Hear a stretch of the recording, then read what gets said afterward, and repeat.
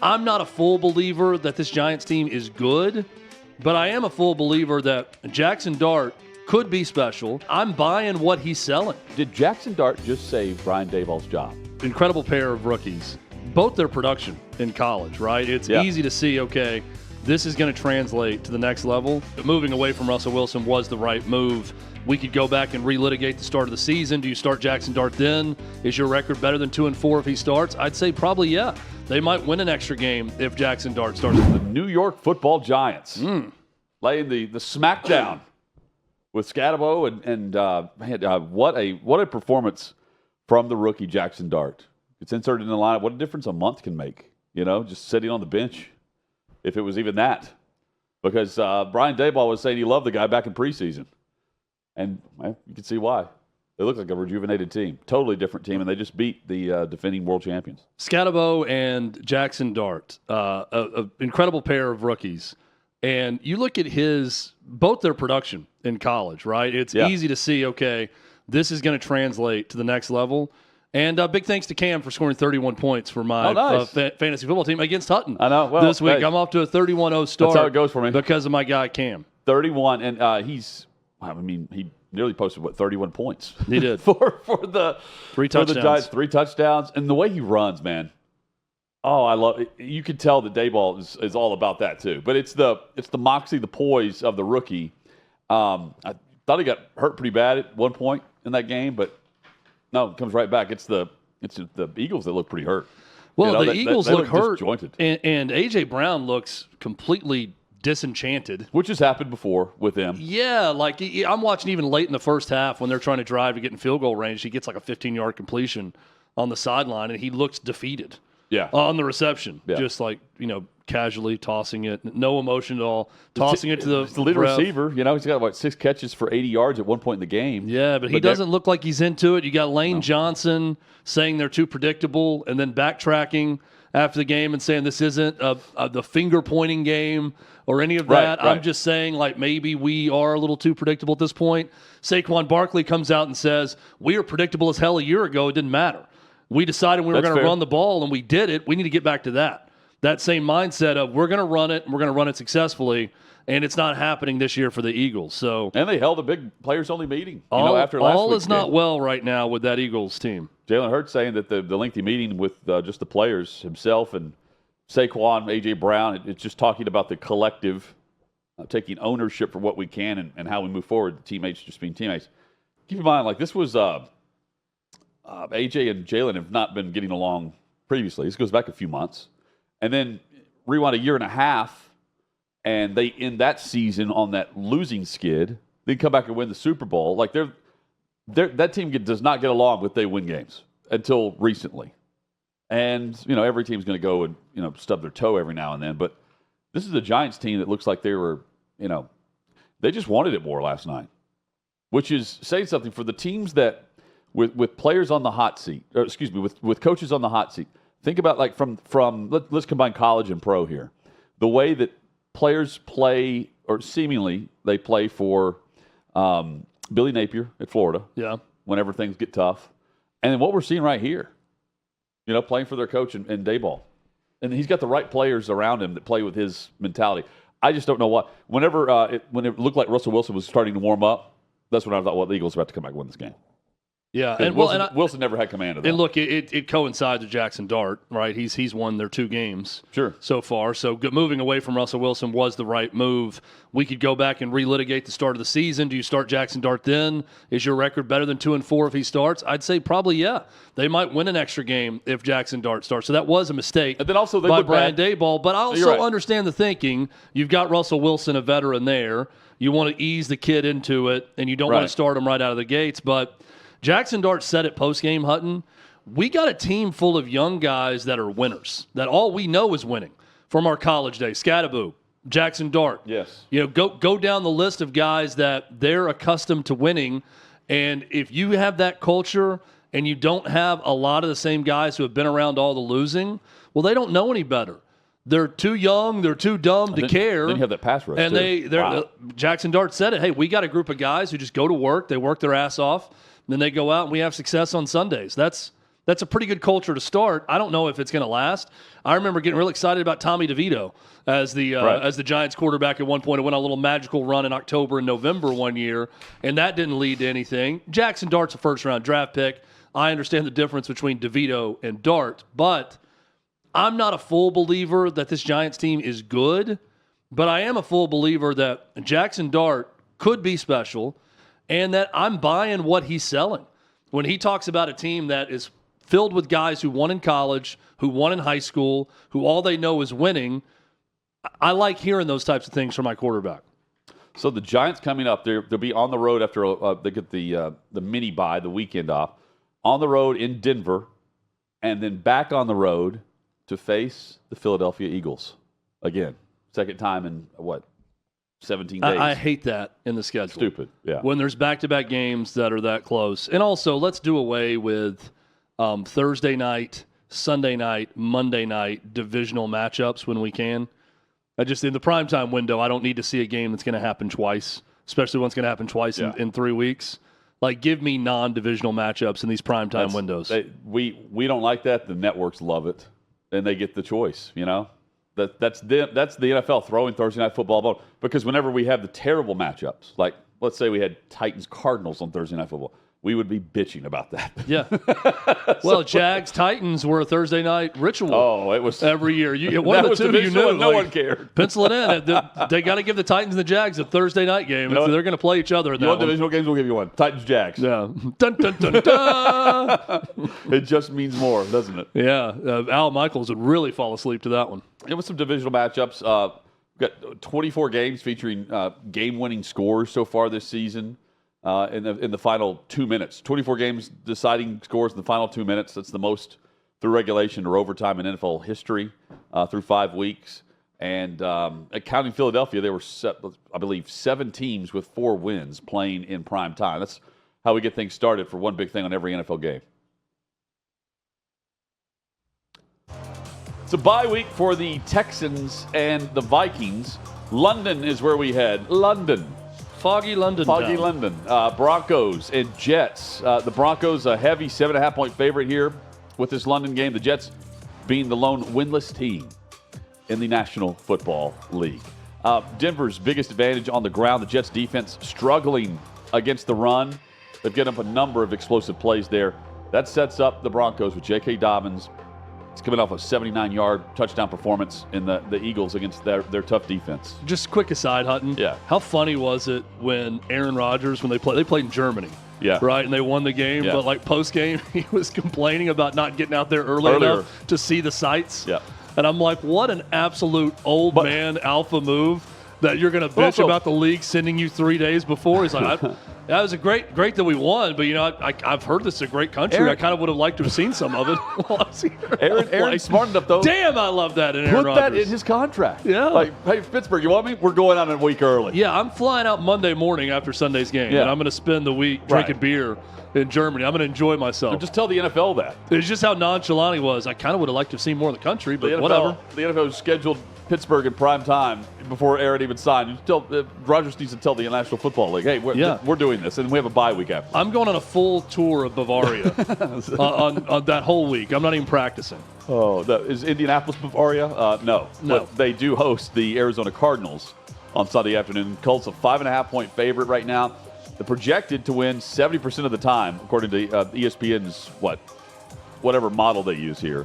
And that makes, when you consider that the Colts they've won on average of 10 points. Don't you like this matchup for them? The Cardinals currently allowing 5.1 opponents' yards per play defensively. And the Colts offense with Jonathan Taylor, resurgent run game.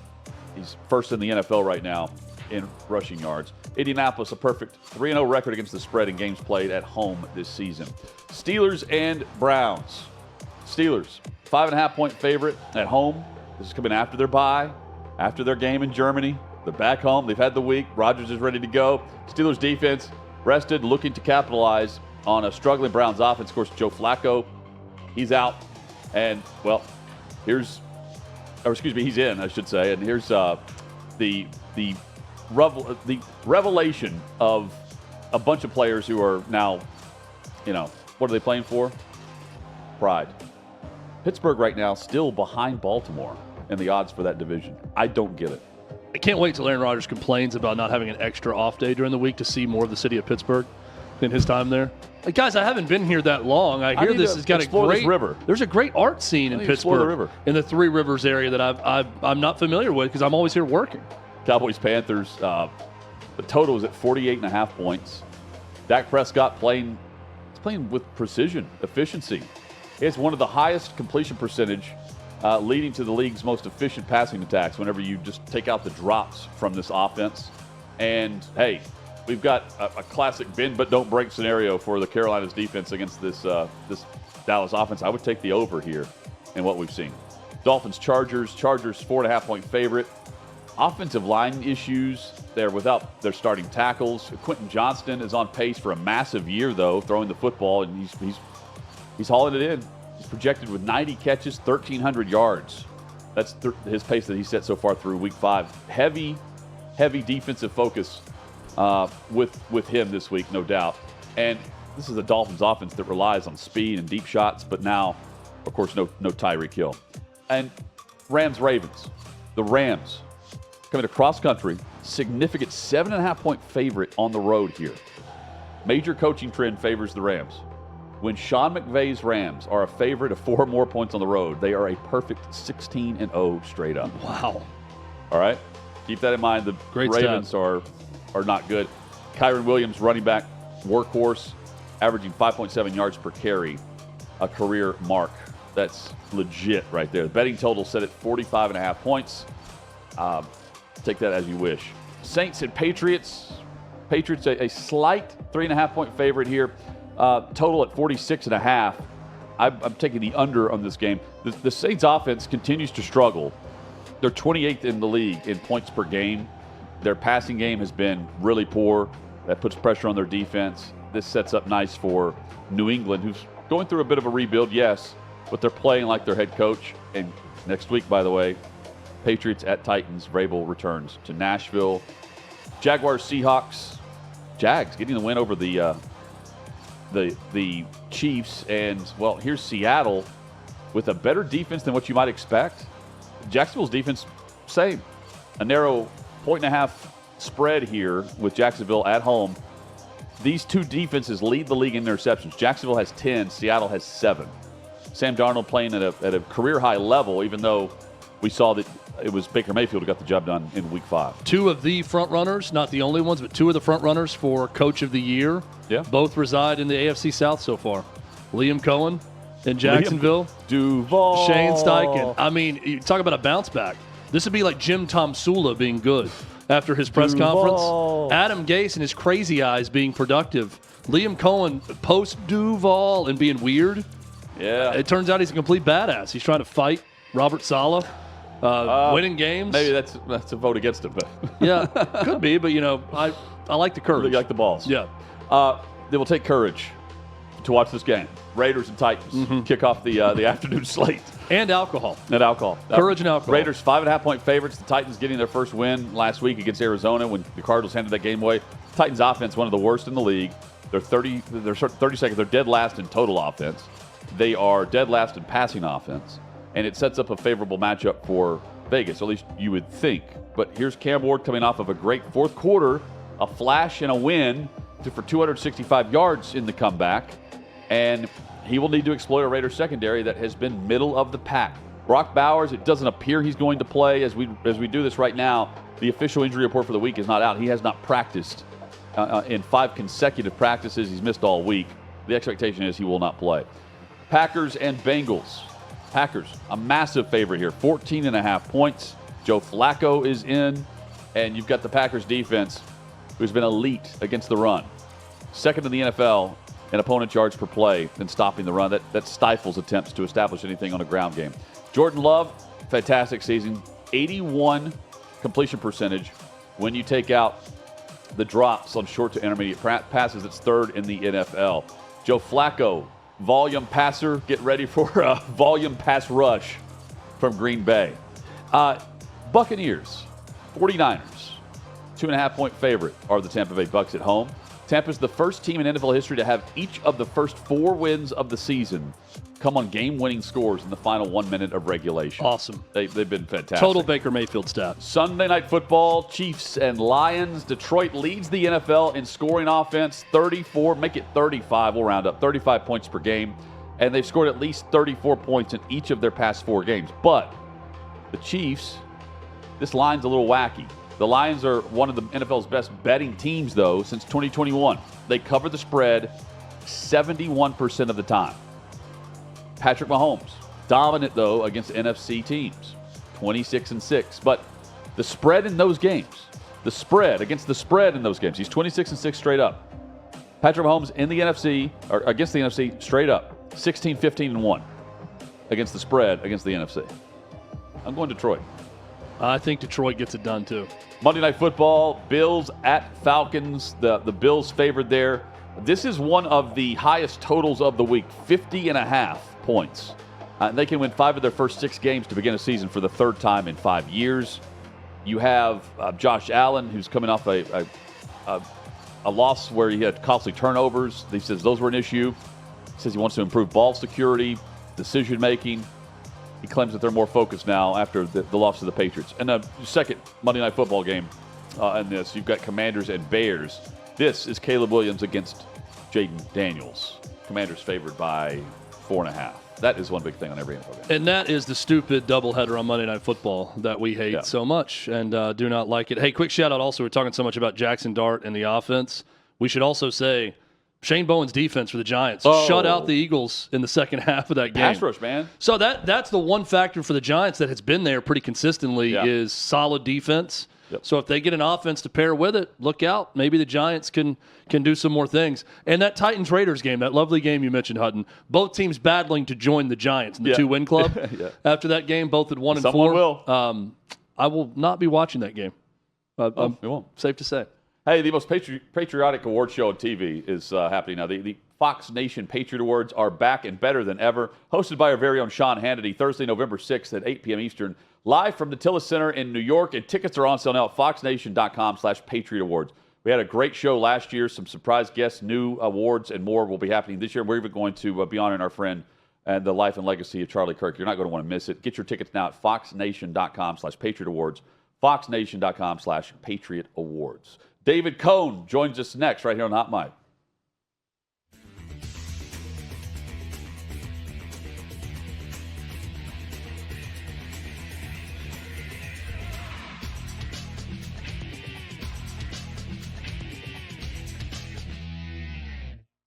Football's finally back. So's the hard-hitting gridiron action on Prize Picks. Download Prize Picks and use code OutKick and get $50 instantly in lineups when you play $5.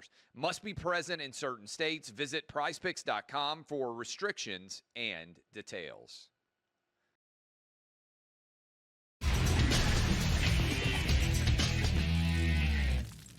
Hot Bureau, Smoky Moonshine, Hot Mic, Cutting with Rope here at OutKick.com. David Cohn joins us. He is with Crane and Company, co-host there, a wonderful show, and friend of our show. Glad to say hello to him this AM. Good to see you, David. Hope things are well. Great to see you guys. Thanks so much for having me. Hey, if Paul Finebaum runs and wins a seat in Senate, will you and Crane and Company, will you be battling us for the callers on his show?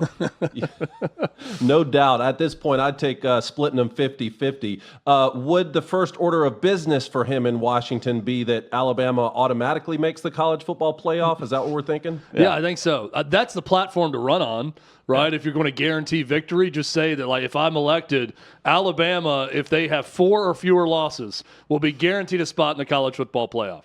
How about this? I'll do you one better. Mandatory 16 teams from the SEC in a 12-team playoff. We'll figure out the math later. Maybe he can actually get us some federal legislation on NIL and stuff, too. Maybe he can lead that charge. I don't know. I mean, Coach Tommy Tuberville's up there, been trying it. Senator Ted Cruz, our buddy's been trying it. Man. I don't know if we're ever going to get that. That's fair enough. What do you make of Finebaum wanting to do this? Well, the first thing is Clay Travis, the founder of your company, wouldn't have put out some information about the ESPN part of it had it not been factual, right? Like, Sure. The guy's just far too intelligent. Second of all, Paul would have come out with a statement right? I mean, immediately to back his employer, and that didn't happen. But on the ESPN side specifically, it's like, are we even surprised anymore? And it's not their fault necessarily. There's some great people who work at ESPN, behind the scenes, host. I'm good friends with a lot of them. But it's their parent company, the Disney Corporation, has a track history of this sort of, just bias against anyone with traditional values or conservative values, Christian values. They don't want the David Pollacks of the world working over there, Sage Steele, Gina Carano. And so that part of it I found really interesting, watching you guys and your great company break that news this week. But on just the fact of Paul Finebaum running for Senate, I was a little bit shocked at first. I thought it was a joke. But what I was really impressed with is he made the decision because something was pulling at his heartstrings after the Charlie Kirk assassination. This wasn't something like, I think that it's time for me to move on in my career and maybe I'll try my hand at politics. He saw something happening in the world. He was moved by it. He was affected by it. And look, again, you guys may have more information than I do. It sounds like he's still mulling this over. I don't know if he's come to a decision, but the very fact that he was so moved by such a tragic incident in our society that he's even considering putting his hat in the political arena when he could just stay where he is, be on television, and make more money, quite frankly, that I have respect for.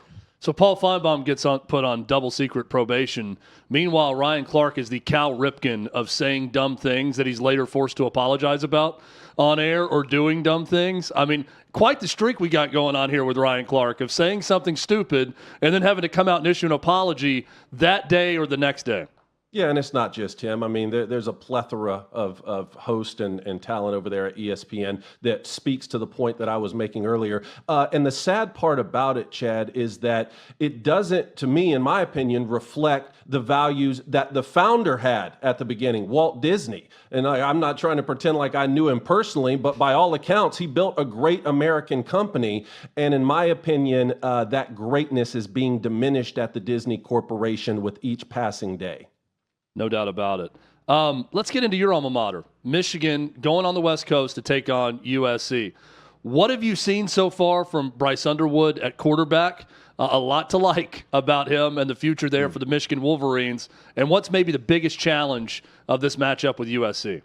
Bryce Underwood is as good as it gets for an 18-year-old, in my opinion. And I'm just speaking as someone who has lived that life and played that position on that level. It's hard enough to go in and just take a snap cleanly in some of these environments. The fact that he is not only not making mistakes, there's no pick sixes or fumbles that are costing the team, but in many ways, he is propelling that offense forward. He is one of the most reliable players that they have on that team right now. That is truly astonishing to me because I only see growth from here, and there truly is no ceiling. Now, with the matchup specifically with USC, I've been using this phrase a lot for Michigan and for USC this season, but another great litmus test. Let's see where both of these programs are. I thought that Michigan was going to go on the road and lose to Oklahoma in Bryce's first big road start. That's exactly what happened, and so far Oklahoma has lived up to everything that I was saying and we at Crane & Company were saying in the offseason.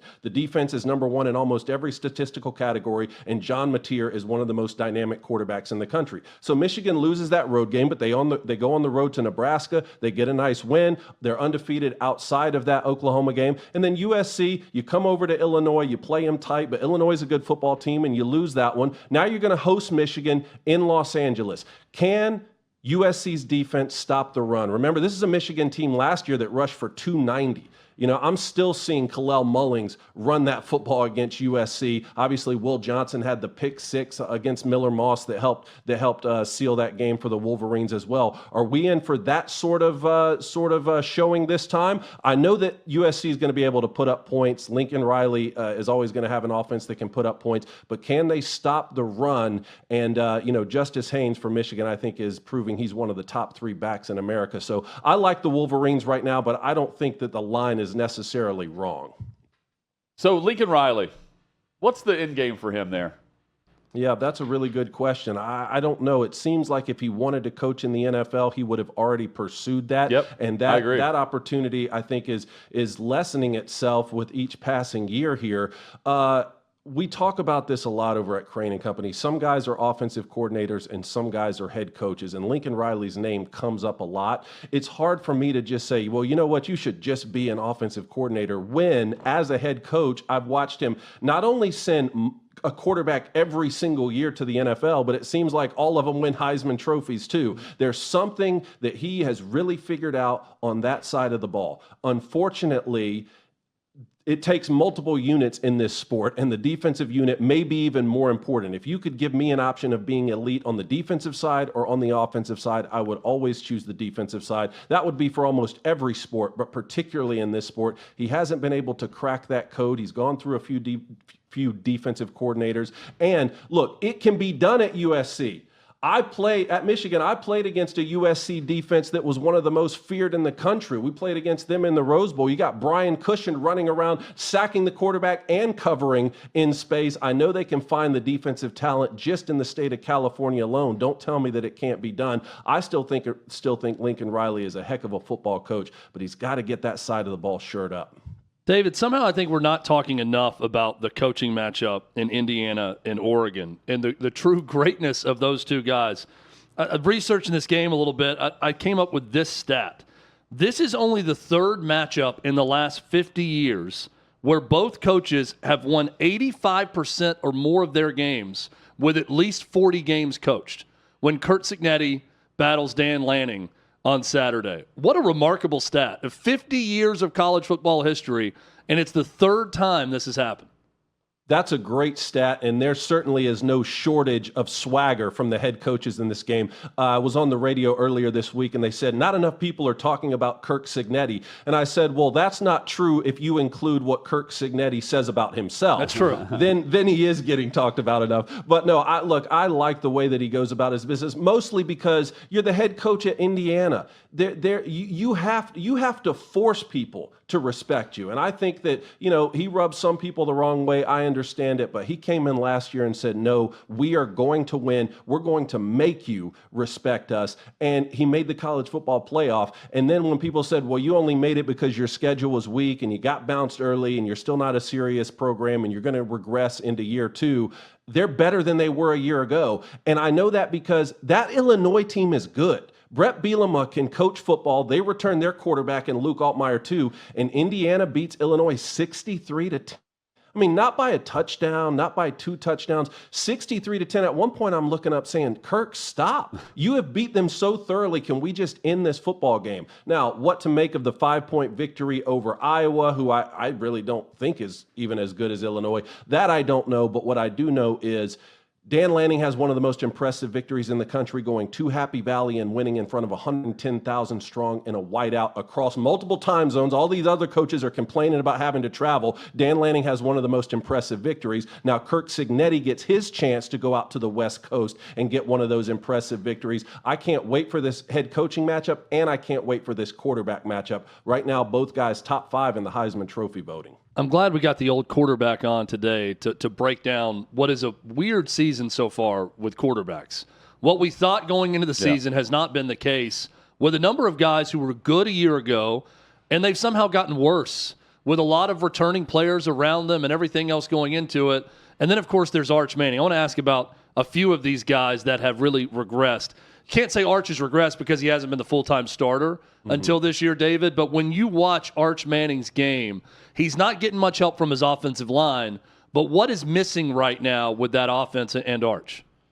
Yeah, it's timing, which is affected by reps. He needs more reps. And Arch Manning right now is only a disappointment if you thought he was going to be the second coming of Tim Tebow, which, speaking about Paul Finebaum, I mean, that was his stance for most of the year. Jordan Rodgers was a little bit more aligned in the offseason with us, which was, I just don't see it on tape right now. And everyone attacked Jordan Rodgers and at some point kind of attacked our show too for just saying Arch Manning has gotten some moments to fill in for Quinn Ewers in garbage time and when Quinn Ewers was hurt. I don't see a player delivering the football through the air effectively enough right now to be Joe Burrow or Tim Tebow. Can he develop into that in one off season? Well, let's see. And you get to open in Columbus against the defending champion Buckeyes. And lo and behold, behold, we saw a quarterback who struggled. So he's only been a disappointment if you thought he was going to be that. I did not. He has all the physical characteristics, all the tools in the book. He's throwing comebacks to the field, whole shots to the boundaries. He can run the football. He can utilize his legs. There's nothing that's holding him back physically, which tells me he just needs to get more into a rhythm. The game needs to slow down for him the way that it did for his uncles and his grandfather, and he still has that Manning DNA. He's still going to be a really good football player, and he has one of the best play callers in the country calling plays for him in Steve Sarkisian. Unfortunately, in this league, in the SEC, you don't get a lot of time to regroup between dominant opponents. So he's going to be in a gauntlet, and let's see what he does in Red River. I can't wait for this football game. Garrett Nussmeier is another one. I know that he may be dealing with some sort of injury also, but what has led to this drop-off with him and LSU's passing attack? Yeah, what a complete inversion for LSU. I mean, now they're like I said earlier, their elite side of the football is on defense, and Garrett Nussmeier, the only returning 4,000-yard passer in the country, is the one who's struggling, even though I will say there were aspects to this gunslinger mentality from Garrett Nussmeier that were always present. And what do I mean by a gunslinger? A quarterback who thinks they can fit every single throw everywhere, and they will force the football multiple times a game, but they always get away with it because they end up making some spectacular play that makes you forget about that.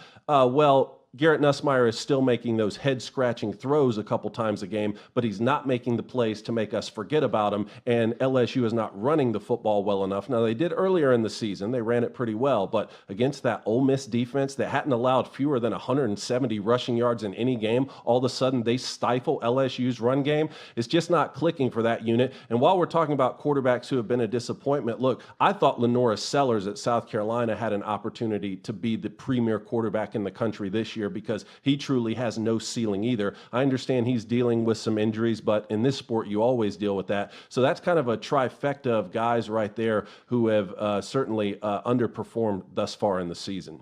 Man, how about the Giants last night? They're fun to watch, man.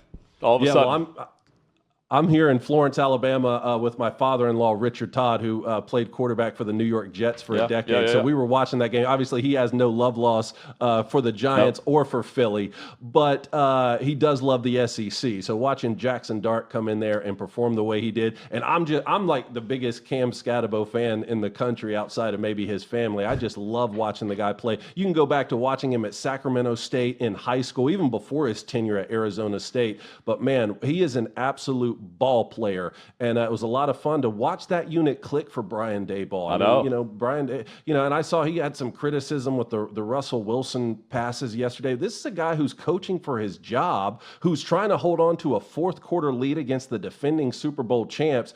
He wants his guy back in there. I understand it. So good to see those young guys go and get a win against the defending champs. Scatterbo, man, the way he runs. He seeks contact.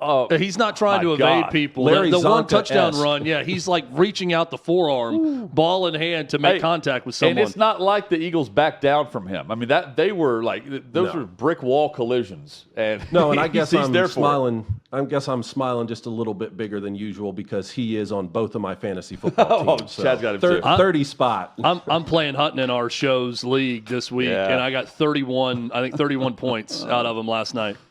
Well done. Big night. Well done, brother. I've got Tony Pollard. Whole man Tony Pollard this week. Yeah. Thanks. I'm going to go ahead and put a prediction out. He will not get 31 points for you for that Titans offense. Hey, good to see that your hair is not bleached like your guy Blaine. Yep. Yeah, that's what happens when you believe in the Texas Longhorns. And no one even bet Blaine that, okay? Blaine just said, I guarantee this win. I told him it looked natural. I told him it looked intentional, like not like a prank or like he lost a bet. I said I believe it actually looks decent compared to what you think you look like in the mirror. I would never say this to his face, but yeah, he can pull it off for sure. So now we got to go to that next level for the next bet. Maybe he just got to shave the whole thing. Frosted tips. Yeah. Good to see you, man. Hope things are well. Tell the fam hello. Thank you so much, man. I appreciate you guys for having me. Yeah, man. There he is. David Cohn, man. He's one of the best. Check out Crady Company. Fantastic program. Also, fantastic is Chad Withrow's top 10 games of the college football weekend. We have that straight ahead. Plus, wrong team favored, where we look to get back on the board. All that more straight ahead here on Outline.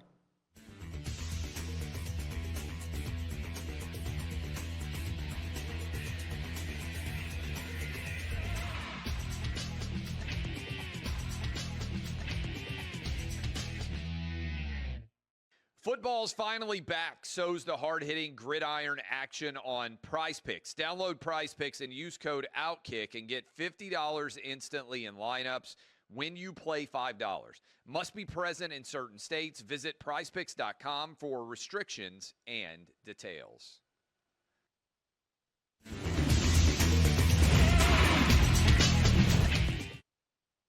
We have set the table for the NFL weekend. You have one big thing on every NFL game, but it's time to get ready for the kickoffs that are coming up around the corner. Chad Withrow with the award-winning top 10 for the college football weekend. Need more reasons to watch college football? It's time to bang some hats. Here's Chad Withrow's must-see games this weekend. This segment is not big game Beth worthy, but it's the closest we can get on this program, and that's what we're going to do right now. Top 10 games, week 7 of the college football season. Already week 7. We're halfway through the season for some teams that haven't had a bye yet, approaching that halfway mark for everyone else. Game number 10, let's go to the Big 12. Number 21, Arizona State, is in Salt Lake City to take on the Utes of Utah. The Utes, an 8.5-point favorite. Sam Leavitt, questionable for this game. That's not good news for the Sun Devils. They've won 3 straight since losing at Mississippi State. If Leavitt can't go, which now he's been downgraded to doubtful, Jeff Sims will be the starting quarterback for Arizona State. The same Jeff Sims who played at Georgia Tech, who played at Nebraska. He's 25 years old. How's this possible? He's in his 6th year of college football. Sixth and final. About that. Let's declare it 6th and final. It feels like 6 years ago he was at Nebraska, which was his second stop in college football. Feels like yesterday. No clue how this guy is still eligible to play, but here he is. His final game. Yeah, Devin Dampier. It could be his last one. Swan song. Devin Dampier, a great dual threat for Utah. Can the rushing attack of the Utes control the clock in the game in this one? We're going to find out. Vegas seems to think so as an 8.5-point favorite. Let's stay in the Big 12 for game number 9. Number 18, BYU, is a slight road favorite over Arizona. The Cougars, a 1.5-point favorite, 7 p.m. Central Time on ESPN2. Bear Bachmeier is the quarterback for BYU. He wears number 47. If that's not reason enough to love BYU, I don't know what else to tell you. I'm watching this guy run around like a single wing quarterback wearing number 47, and I love it. BYU ranks 27th nationally in offense, 8th nationally in defense.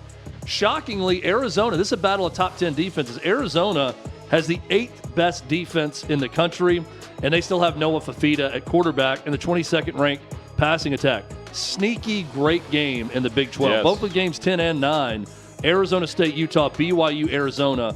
Games to watch in the Big 12. Can Bear down Bachmeier on the secondary of Arizona? Arizona's pass defense is legit. So this is a final field goal type game to me.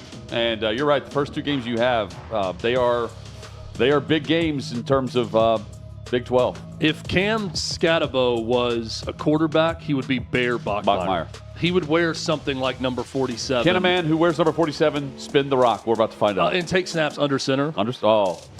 Shotgun. There's a word that he would use for shotgun. I'm not going to use it right now, but there's a word Cam Scatterbo and Bear Bachmeier use. No. We're going under center every single time. Yep. Game number 8, South Carolina at number 11, LSU. Let's go to the SEC. Yes. The Tigers, a 9.5-point favorite. Just ask Brian Kelly. They're great at home at night. We know that about LSU. This game at 7:45 Eastern Time, a night kickoff in Baton Rouge on the SEC Network. LSU really struggling to run the football. They've yet to crack 3.9 yards per carry against any FBS competition this year. The good news for LSU is that South Carolina may actually be worse at running the football. They have not had 100 yards per game or 3 yards per carry yet this year. 2.9 yards per carry for South Carolina. Wow. It's going to take a monumental effort from Lenora Sellers if they're going to pull off the upset on the road. Chad, this kicks off a brutal 5-game stretch for South Carolina against top 11 opponents. Crazy. They need this just like they needed last year's LSU matchup. But it's under the lights. Brian Kelly knows the record whenever they play under the lights at night. Oh, he does. I'm 18-1, whatever the hell he says. Yep. You got to keep that record at night going. Well, Game number 7. I'm going for the Gamecocks here. Speaking of brutal records, Sutton, game number 7, Florida at Texas A&M. The Aggies, a 7.5-point favorite, 5th ranked, 7 p.m. ESPN. Yeah. This will be the conclusion of a 4-game stretch where Florida has played 4 straight AP top 10 teams in 4 weeks. That is incredible. Miami, LSU, Texas, and now Texas A&M. When they played them at the time, top 10 teams. A&M has allowed a combined 19 points in their 2 SEC wins, at home against Auburn and at home against Mississippi State. A very favorable SEC schedule so far for Texas A&M. By the way, that game was 7-3 in the fourth quarter.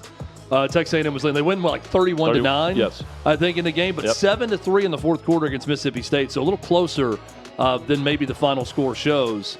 Can Florida, who got off the mat against Texas, keep things rolling? Marcel Reed for A&M, it's a little bit of boom or bust for him. He ranks 7th in the nation with yards per completion at almost 15 yards, but 98th in completion percentage.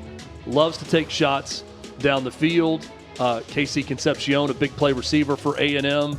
I really like this game to be very, very close. It's one of the best matchups to just pay attention to. It's a classic SEC battle, right? And look, A&M, their defense, it is tough to gain yards against them.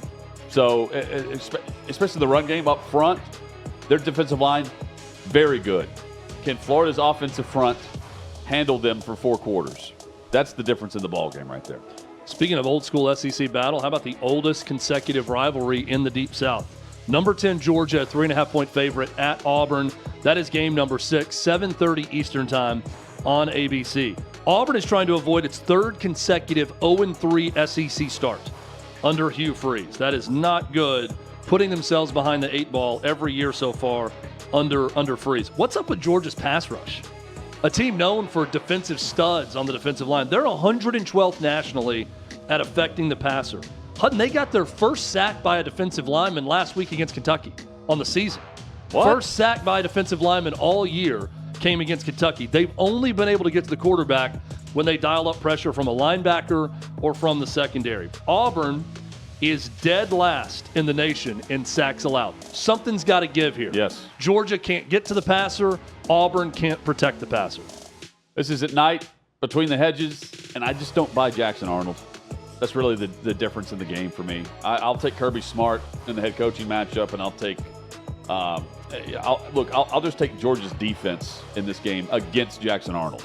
And I haven't been impressed at all. I could also see this being a tight game all the way down to the wire, but yeah, I think Georgia wins also. By the way, the Bulldogs have struggled against the spread recently. They're 1-5 in their last 6 against the spread.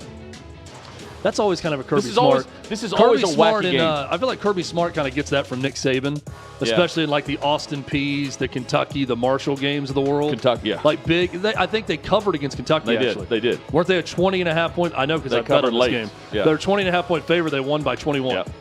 So they covered by half a point. Auburn, Georgia is always a crazy game. Just keep this in mind, no matter what's going on in the season. Game number 5, talked about it with David Cohn. Number 15, Michigan at USC. The Trojans, a 2.5-point home favorite, 7:30 Eastern time on NBC. Justice Haynes, the Alabama transfer, is the first Michigan player since Denard Robinson to rush for over 100 yards in the first 5 games of a year. Lemon and Lane. No, that's not some trendy boutique name. That's the best wide receiver duo in the country, possibly. Lemon and Lane. Makai Lemon, Jacoby Lane for USC are lighting it up as a receiving tandem. I think the winner of this game, Hutton, is really looking good for a possible college football playoff spot. If you look at the remaining schedule for both, you're going to have to start talking about USC or Michigan more for one of those spots. Lemon and Lane sounds like the place where like Lauren Conrad and Kristen Cavallari used to work. Yeah, Lemon and Lane. I saw it and I'm like, is this a shop in 12 South? Hey, where did you get those yoga pants? Lemon and Lane. Did Reese Witherspoon open a new spot? That's what I thought when I saw Lemon and Lane. Anyway, my mind's weird. Game number 4, number 1 Ohio State, a 14.5-point favorite at number 17 Illinois. Big noon kickoff on Fox. This was once an annual matchup, believe it or not, Ohio State and Illinois. I don't have to tell Tyler Castle that. He marked it on the calendar every year when the Illini came to town against Ohio State. They haven't played since 2017. This is what happens when conferences don't make any damn sense. You lose annual rivalries like this. Illinois, Ohio State don't play because we got to make room for the West Coast to invade the conference. And because of that, it's been 8 years since teams that played every year since 1904 get to play again. That's my separate soapbox. Caden Curry and Caleb Downs are incredible. Ohio State, you can argue, best defense in the country. They've allowed Hutton 2 touchdowns all season. It's week 7. They've allowed 2 touchdowns all year. Luke Altmaier has the best touchdown-interception ratio in college football. Hank Beatty, his preferred choice at wide receiver, a go-to guy. Can Illinois hang in there and put a scare into Ohio State? Illinois has covered in 5 of 6. That's the way I look at this. That's good. That's good. Taking the Illini. The points. To lose by 14. Yep. It's 14.5 point spread. Yeah, they'll lose. Or they'll lose by 50. They'll lose 21-7 in the most boring game played this weekend. Game number 3. Speaking of great defenses, how about Oklahoma? The 6th-ranked Sooners in Dallas to take on Texas at the Cotton Bowl. It's the Red River Shootout. The Longhorns, a 1.5 point favorite, 3:30 Eastern Time on ABC. I look at Texas as a favorite, and I'm thinking, why? What I see from Texas, what I see from Oklahoma, John Mateer expected to try to give it a go also. Has to say a lot about Mateer's health. If he's not at 100%, will we see Michael Hawkins Jr. in this game? So Texas, despite 3 games against non-conference pushovers, Texas is bottom half of the SEC in total offense. They rushed for 11 yards. 11 against Florida last week. Oklahoma, again, I think it's a battle between Oklahoma and Ohio State as the best defenses in America so far. Oklahoma averages 10 tackles for loss per game. There you go. But will it be John Mateer or Michael Hawkins Jr.? I think that, and how good is Mateer? If Mateer's 80%, well, if he plays and looks good in this game and plays, I think Oklahoma wins. I do too. And look, I think Vegas is telling us that they don't expect him to play because Texas is favored. I think if Mateer if it were known that he was playing, I think Oklahoma's favored by the same amount. Back and forth. It's got. I think it didn't open at like 10 and all of a sudden dropped immediately when they didn't know the status of him. It's a little bit surprising to see that line, yeah. But Vegas always knows something. They know something. They're always they up do to know something. They do know something. Game number 2, number 8 Alabama, a 2.5 point favorite at number 14 Missouri, 11 a.m. Central, noon Eastern on ABC. Missouri is 25-5 in their last 30 games. Now the games they're losing are like a game last year at Alabama, 34-0 loss. They lose to the elite teams, twice to Georgia. Like a lot of teams, they lose to the elite SEC teams on their schedule, but really good outside of that. They won 10 games a year ago, but as I mentioned, lost to Alabama 34-0. First 5 games, though, for Missouri. This is going to start a difficult stretch for them. They're 5-0. First 5 games, their schedule ranked 80th nationally. Moving forward, for their final 7, their schedule is ranked 12th nationally, starting with Alabama. I can't wait to see. Let's save it. You want to save Missouri's run game against Bama's rush defense. We got wrong team favor coming up. We'll save it. I think we may be talking about this game a little bit more. Game number 1, the Indiana Hoosiers at number 3, Oregon. The Ducks, a 7.5 point favorite, 3:30 Eastern Time on CBS. Finally, CBS gets a good game. I was about to say that. Worthy of the music, worthy of if Vern Lundquist was still calling the game. This game would be worthy of Vern Lundquist. Bring it all back because Oregon and Indiana, this is a great matchup. For the first 24 years of this century, Hutton, I've done some digging here. One Big Ten quarterback started a season 5-0 with a 70+% completion percentage and 225+ yards in every game with 1 or fewer INTs. That's a lot of numbers, but just know one quarterback in this century has started that way. It was Russell Wilson at Wisconsin in 2011. This game features 2 of those quarterbacks. Until today. Dante Moore and Fernando Mendoza now make 3. They join Russell Wilson with quarterbacks to start a season 5-0, 70+% completion percentage, over 225 yards a game, and 1 or fewer INTs on the season. And as I mentioned to David Cohn, this is the 3rd matchup in the last 50 years where both coaches have won 85% or more of their games and have coached at least 40. Big-time coaching matchup in this one, Hutton. But I think the Ducks get it done at Oregon with a big size advantage in the trenches. I think that's the difference in the game, but I can't wait to see what Indiana's got.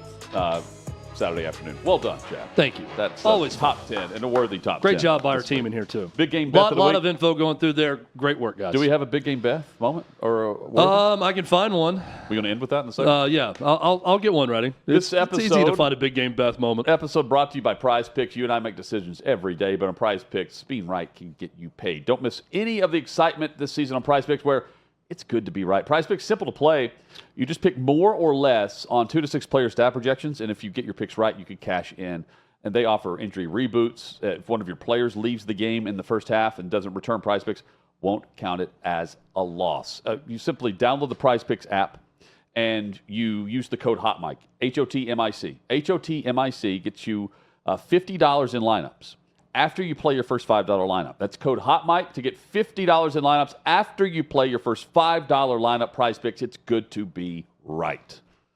Hutton, I mean, this is just a picture-perfect big game, Beth. Game of the week. Are you ready for this? Took me 2 seconds to find one. A game worthy of big game Beth Mowens. Once again, we got to go to the Big Ten Network. I'm telling you. What are you doing, Fox, Big Ten Network, bring big game Beth home for a matchup like UCLA at Michigan State at 11 a.m. Central Time. Hutton, this game will be overcast and 55 degrees at kickoff in East Lansing. This is Big Ten weather. We are going to be looking live at East Lansing at 55 degrees. It's going to be like 8 a.m. UCLA time to kick off, which is hilarious. Michigan State, a 7.5-point favorite. Just get ready for the sweet, sultry sounds of... Instead of big game Beth, it's Big Ten Beth. Big Ten Beth. Huge run, Spartans. That's what you're going to hear. That game, unlikely. God, we need to bring her back. Unlikely. Bring her home. Unlikely to be anyone's top watch game. Maybe someone's going to use this as Bronte favorite. I don't know. But it is time to figure out what we're going to be winning this weekend in college football. Wrong team favored. Last week I went with Vandy over Bama. I felt pretty good about the odds of this at halftime, and then, we saw some turnovers and a couple red zone turnovers for Diego Pavia hurt your chances of the upset. That's right. So I didn't get the win last week. Total of 18 points. Chad, you're right behind me at 13.5. You had Florida State against Miami. A&M takes care of Mississippi State for Adam. Should have gone with the Gators. Should have gone with my gut and gone with the Gators last week. Will Sean go with Cal for a third consecutive week? We'll find out. I think at this point you just ride it out and take Cal every week, no matter who they're playing, if they're the underdog, until they win. He's got 7 points. So this week, guys, I'm staying in the SEC. I'm taking Missouri plus 3.5 against Alabama. So I'm going against the tide again. And in this case, it's the top offense in the SEC, the Missouri Tigers. They're averaging nearly 550 yards per game. They have the nation's leading rusher in the backfield, 730 yards for Hardy, 9 touchdowns. It's a home game. They have the run game, and Alabama, they are 87th in the country in yards allowed to running backs. I'm taking Missouri in a big moment in front of those rocks at home. So because of my situation at home, being married to a Nebraska native and a Nebraska fan, I've seen quite a bit of the Huskers this year. Yeah. And I can't help but think that they're anything other than mid as a team. Okay. That's the sense I get every game they play. I don't think they're going on the road and beating Maryland. I think Maryland, as a home underdog, I'm going to take the 6.5. Give me the Terps at home. I'm sure there's going to be a ton of Nebraska fans that fly into Baltimore and ride up to College Park for this game. But I think Maryland gets it done at home. Adam. Guys, I was looking for some home dogs this week, and I'm going to infuse some action into wrong team favorite. Okay. One does not walk into Infocision Stadium at Suma Field and just waltz out with a win. And, guys, I've got some stats for you here. The Miami, Ohio is 110th in the FBS with 66 penalty yards a game. Akron is 18th at 37. Okay. And Miami, Ohio's quarterback has more interceptions than touchdowns. So while Miami is seeming to be the better team, we're going to make this dirty in Akron, and we're going to get a win here. Infocision Stadium. Do it in big game Beth style. We're live at Infocision Stadium. It's the Miami Redhawks taking on the Akron Zips. Big Maction coming your way next. This is all about this should be big game Beth right here, but it's not. No, It's not. Big Game Beth's doing the NFL. Oh, I'm saying Big Game Beth of the game of the week was Michigan State. We joke. I envy Big Game Beth. Look at these games she's getting. And Sean, you'll be going with who this week? We're staying west, fellas. There we go. We are go not, west, young man. We are not sticking with Cal. Okay. We are going with UCLA, Big keeping Game the Beth. magic Big alive. Game Beth. Keeping the call it big magic upset. alive. Big Game Beth's going to get the upset. Michigan State's quarterback, Aiden Childs, attacked the fans of Michigan State this week. So there's bad vibes in Lansing. And UCLA just pulled out Miracle of the Year. Give them to me. Just put a nail in the coffin of Michigan State. Let UCLA just start up again. Let it be the legit start for them. Just beat the hell out of them. If you thought it was going to be a sleepy atmosphere at the game before with Big Game Beth, hypothetically on the call of this one, at 55 degrees and cloudy, and a bunch of hungover students at 8 a.m. Michigan for State, UCLA. then you add in the fact that their quarterback is calling out their own fans. No one's going to show up to this game. I don't mind this. Maybe UCLA and Jerry Neuheisel, the 80s movie villain, turned over a new leaf and they can go on the road and win. Maybe we all win. Let's all win. So let's win this weekend. Let's have a 4-0 week. Yeah, Monday we recap it all. We'll be back with the NFL reaction as well. Have fun. Enjoy your kickoffs. Yes. And in the meantime, check out OutKick.com. Hot Mike Hutton and Withrow each weekday morning, 11 a.m. Eastern, 10 Central, right here at OutKick.com.